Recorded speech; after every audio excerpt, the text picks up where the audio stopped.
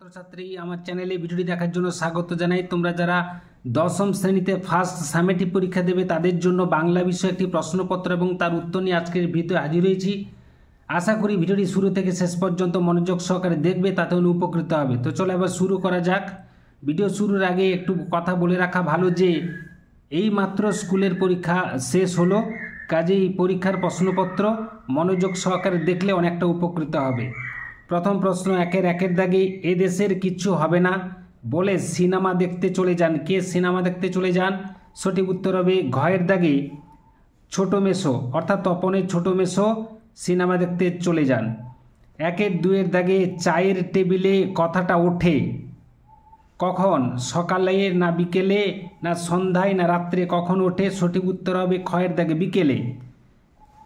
তিনের দাগে প্রশ্ন কালো দাগ কিসের কালো দাগ? সঠিক উত্তর হবে ক্ষয়ের দাগে রক্তের একটা কালো দাগ। চারের দাগে প্রশ্ন শ্রীপান্থ ছেলেবেলায় একজন দারোগাবাবুকে দেখেছিলেন যার কলম গোজা ছিল কোথায়? সঠিক উত্তর হবে কাঁধের পকেটে, না বুক পকেটে না কানে।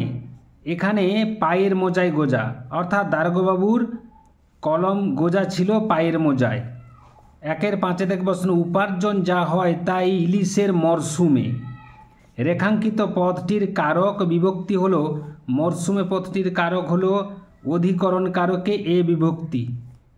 পরবর্তী প্রশ্ন ছয়ের দিকে নিম্নলিখিত দৃষ্টান্তগুলির মধ্যে কোনটি করণ কারকের উদাহরণ? সেটা আমরা দেখে নেব। কয়ের দাগে ট্রেন স্টেশন ছাড়লো, আকাশ মেঘে আচ্ছন্ন, অনুরোধ রাখতে হলো, অন্ধজনে দেওয়া হলো। সঠিক উত্তর হবে ক্ষয়ের দাগে আকাশ মেঘের দ্বারা আচ্ছন্ন, অর্থাৎ মেঘে আচ্ছন্ন। এটি হচ্ছে করণ কারকের দৃষ্টান্ত। 7 দাগে মেয়েগুলো ভীষণ ভালো গান গায়। এখানে মেয়েগুলো পদের গুলো হলো, সঠিক উত্তর হবে নির্দেশক। আমরা জানি টিটা, খানা, খানি, গুলি, গুলান, গুলো এগুলো হচ্ছে নির্দেশক, কাজে এখানে গুলো হচ্ছে নির্দেশক। 8 দাগে অভিনন্দন আমাকে একটি খেলার বই উপহার দিল। বাক্যটিতে গৌণকর্ম কোনটি?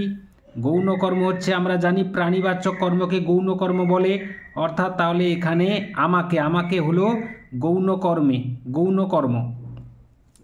2 থেকে প্রশ্ন 2-1 সূচিপত্রে নাম রয়েছে। সূচিপত্রে কি লেখা ছিল? সূচিপত্রে লেখা ছিল প্রথম দিন ব্র্যাকেটে গল্প শ্রী তপন কুমার রায়। পরবর্তী প্রশ্ন 2-2 দাগে ডুবেছিল ধ্যানে। কারা ধ্যানে ডুবেছিল? উত্তর হবে শান্ত হলুদ দেবতারা ধ্যানে ডুবেছিল। 2-3 দাগে প্রশ্ন আমরা ভিখারি 12 মাস কবি কেন একথা বলেছেন? উত্তর হবে সাধারণ মানুষের দীর্ঘদিনের বঞ্চনা ও বিপুল ক্ষোভের বহিঃপ্রকাশ লক্ষ্য করে কবি শঙ্খ ঘোষ আয় আরও বেঁধে থাকি কবিতায় আলোচ্য মন্তব্যটি করেছেন। 2-4 দাগে প্রশ্ন অত্যন্ত গুরুত্বপূর্ণ বাংলায় একটা কথা চালু ছিল, কথাটি কি? কালি নেই কলম নেই বলে আমি মুন্সি, এই প্রবাদ বাক্যটি বাংলায় চালু ছিল। কোন কোন কারকে অনুসর্গ ব্যবহৃত হয়? সঠিক উত্তর হবে করণ কারক, অপাদান কারক এবং নিমিত্ত কারকে অনুসর্গের ব্যবহার হয়, কারণ এই 3টি কারক হচ্ছে অনুসর্গ প্রধান কারক: করণ কারক, অপাদান কারক এবং নিমিত্ত কারক। পরবর্তী প্রশ্ন 2-6 দাগে সমধাতুজ করণের একটি উদাহরণ দাও। দৃষ্টান্ত হচ্ছে কি মাতনে মেতেছ, তাহলে এখানে মাতনে হলো সমধাতুজ করণের দৃষ্টান্ত। নাচন দিয়ে নাচিয়ে গেলে মন, এখানে নাচন দিয়ে হলো সমধাতুজ করণের দৃষ্টান্ত। 2-7 দাগে যেখানে বাঘের ভয় সেখানে সন্দেহ হয়। বাক্যটিতে সম্বন্ধপদটি খুঁজে নিয়ে লেখো। সম্বন্ধপদ হবে বাঘের ভয়, অর্থাৎ এখানে বাঘের হলো সম্বন্ধপদ। এরপরে পরবর্তী প্রশ্ন 3 দাগে তোমার গল্প আমি ছাপিয়ে দেব। কে কখন একথা বলেছিলেন? তপনের ছোট মেসো তপনকে বলেছিলেন যে তপনের লেখা গল্পটি সন্ধ্যাতারা পত্রিকায় প্রকাশ করে দেবেন। এই বিষয় নিয়ে বিস্তৃত একটু লিখতে হবে। অথবা প্রশ্ন এক আসনে বসে লিখেও ফেললো, এটা ফললো হয়ে গেছে, ফেললো আস্ত একটা গল্প।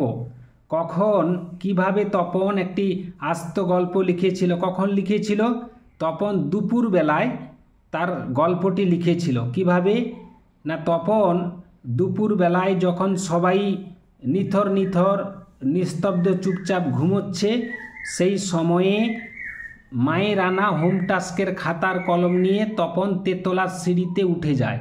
এই সিঁড়িতে বসেই লিখে ফেলে, অর্থাৎ একাসনে বসে লিখে ফেলে আস্ত একটি গল্প, এবং সেটা পড়ে আনন্দে উত্তেজনায় তার মাথার চুল খাড়া হয়ে যায়। এই বিষয়টাকে উল্লেখ করতে হবে। 3-2 থেকে প্রশ্ন, আয় আরও বেঁধে বেঁধে থাকি। কবিতায় কবি সবাইকে বেঁধে বেঁধে থাকতে বলেছেন কেন? কারণ আমরা জানি বেঁধে বেঁধে থাকলে কি কি সুবিধা বা প্রয়োজন রয়েছে। প্রথমত, আমরা জানি যে কোনো বাধাই মানুষের ঐক্যের দ্বারা আটকানো সম্ভব হয়। তাই বেঁধে বেঁধে থাকা বলতে ঐক্যবদ্ধ হয়ে থাকা। ঐক্যবদ্ধ হয়ে থাকলে যে কোনো বাধাকে আটকানো সম্ভব হবে। দ্বিতীয়ত, যে কোনো অশুভ শক্তিকে প্রতিরোধ করা যাবে ঐক্যবদ্ধ হলে। এমনকি যুদ্ধ, হত্যা, বঞ্চনার মতো সামাজিক অভিশাপগুলোকে বন্ধ করার জন্য বেঁধে বেঁধে থাকতে হবে। পরবর্তী প্রশ্ন অথবা দিয়ে, এলো মানুষ ধরার দল। কাদের মানুষ ধরার দল বলা হয়েছে? উত্তর হবে আফ্রিকা আক্রমণকারী ইউরোপীয় দেশগুলোর প্রতিনিধি বা দেশগুলো সম্পর্কে উল্লিখিত মন্তব্যটি করা হয়েছে। পরবর্তী প্রশ্ন, তারা কেমন ছিল? 4 থেকে প্রশ্ন, 4-1, শুধু এই দুঃখের মুহূর্তে সংকল্প করে তপন কি সংকল্প করেছিল? তপন সংকল্প করেছিল এরপরে যদি লেখা কোনো ছাপতে দেয় তপন নিজে গিয়ে দেবে। সে শুনতে চায় না অমুক তপনের লেখা ছাপিয়ে দিয়েছে। এই বিষয়টাকে বিস্তৃত করে ব্যাখ্যা করতে হবে। তার সংকল্পের পেছনে যে বিষাদের ইতিহাস লুকিয়ে আছে তার বিবরণ দাও। অর্থাৎ তপনের মনে হয় আজ যেন সবচেয়ে দুঃখের দিন, কিভাবে দুঃখে পরিণত হলো সেটাকে ঘুরিয়ে এখানে প্রশ্নটি দেওয়া হয়েছে। 4-2 থেকে প্রশ্ন, আমি চলে গেলাম দূরে। দূরে বক্তা দূরে চলে যাওয়ার পর সেখানে কি হলো? যুদ্ধ, রক্তের এক আগ্নেয় পাহাড়ের মতো যুদ্ধ এলো। যুদ্ধ আসার করুণ পরিণতি সংক্ষেপে উল্লেখ করতে হবে। 5 থেকে প্রশ্ন, আমাদের ছিল সহজ কালি তৈরি পদ্ধতি। কালি তৈরি পদ্ধতিটি বর্ণনা করো। অর্থাৎ লেখকের বর্ণিত সহজ কালি তৈরি পদ্ধতি উল্লেখ করতে হবে। প্রাচীনদের কালি তৈরির ব্যবস্থাপত্রটি কেমন ছিল সেটাকে একটা শ্লোকের মাধ্যমে উল্লেখ করা ছিল। প্রাচীনেরা বলতেন, তিল ত্রিফলা শিমুল ছালা ছাক দুগ্ধে করি মেলা, লৌহ পাত্রে লোহায় ঘষি, ছিঁড়ে পত্র না ছাড়ে মসি। সেই বিষয়টাকে ব্যাখ্যা করতে হবে। 5-2 থেকে প্রশ্ন, সব মিলিয়ে লেখালেখি রীতিমতো ছোটোখাটো একটা অনুষ্ঠান। লেখক সব মিলিয়ে বলতে কি বুঝিয়েছেন? নানাবিধ কালির দোয়াত সম্পর্কে তিনি যে তথ্য পরিবেশন করেছেন তা লেখো। উপরের এই যে 5-1, 5-2 থেকে প্রশ্ন 2026 মাধ্যমিক পরীক্ষা এবং টেস্ট পরীক্ষার জন্য অত্যন্ত গুরুত্বপূর্ণ হতে চলেছে। এবার 6-1 থেকে প্রশ্ন, গ্রে স্ট্রিটের ট্রাম লাইন ঘেঁষে এক ফালি ঘরে দোকানটির নাম আগে কী ছিল? আগে ছিল সিনহা টেলারিং, এবং এখন কি হয়েছে? এখন নাম হচ্ছে প্রজাপতি। ক্ষিতীশ ও লীলাবতীর দোকানের পরিচয় দাও, তাদের শোভার ঘরটির বিবরণ দাও। 6-2 থেকে প্রশ্ন, রবীন্দ্র সরোবরে 1 মাইল সাঁতার প্রতিযোগিতার সংক্ষিপ্ত বিবরণ দাও।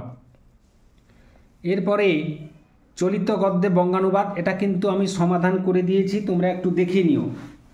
বঙ্গানুবাদ 7 দাগে, education is the backbone of nation, no nation can prosper without education, ignorance is compare to darkness, so the light of education is essential for society, everyone has to realize this truth. তাহলে প্রথম বাক্যের বঙ্গানুবাদ হবে, শিক্ষা হলো একটি জাতির মেরুদণ্ড। দ্বিতীয় বাক্যে, শিক্ষা ছাড়া কোনো জাতি উন্নতি করতে পারে না। তৃতীয় বাক্যের অনুবাদ হবে, অজ্ঞতাকে অন্ধকারের সাথে তুলনা করা হয়। চতুর্থ বাক্য হচ্ছে, তাই সমাজের জন্য শিক্ষার আলো অপরিহার্য। পঞ্চম বাক্য, প্রত্যেককে এই সত্যটি উপলব্ধি করতে হবে।